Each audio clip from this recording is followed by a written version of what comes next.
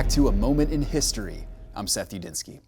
In this moment in history, let's explore an inspiring story of Christian courage from the Middle Ages. Now, this story combines many things that you might not think would go together: persecution, medieval interfamily fighting, and get this, Christmas. The story has become famous largely because of its main character's kindness and spirit of goodwill towards his fellow man. And his most famous act of charity occurred during the Christmas season, and that act was immortalized in an English Christmas carol from the 19th century, but his legacy goes well beyond the Christmas holiday, as he would eventually die for his Christian faith. Let's explore the martyr behind the famous song, Good King Wenceslas. Remember, we've said this before, we need to navigate the truth from the legend when we study history, especially in the tumultuous time period we're studying today, the early Middle Ages, where legend and history are often intertwined. Here's one example. Wenceslas I was technically not a king, but rather the Duke of Bohemia in present-day Czech Republic. Though he did function in a kingly way over this region of Eastern Europe, his jurisdiction would have been much smaller than that of a king or an emperor.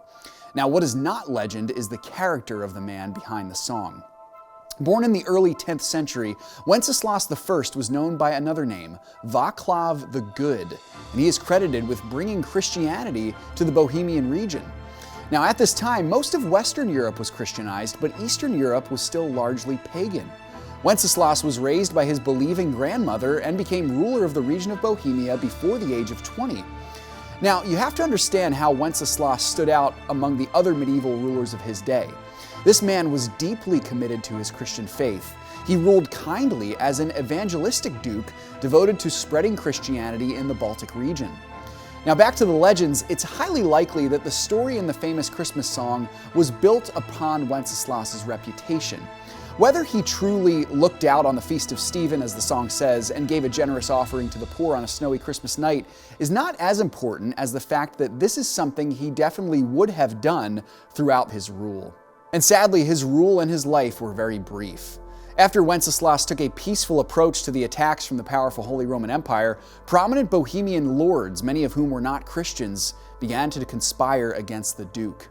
In one of the most treacherous acts of familial cruelty in history, Wenceslas's younger brother Boleslav, a pagan, conspired to have his older brother assassinated. The good Duke was murdered in front of a church in Bohemia in a plot orchestrated by his brother in 929 AD, while Wenceslas was only in his early 20s. Wenceslas has been remembered for 1,000 years as a saint and martyr of the church, representing the goodness and love of Christ over the people he ruled. Thanks so much for joining me once again for A Moment in History.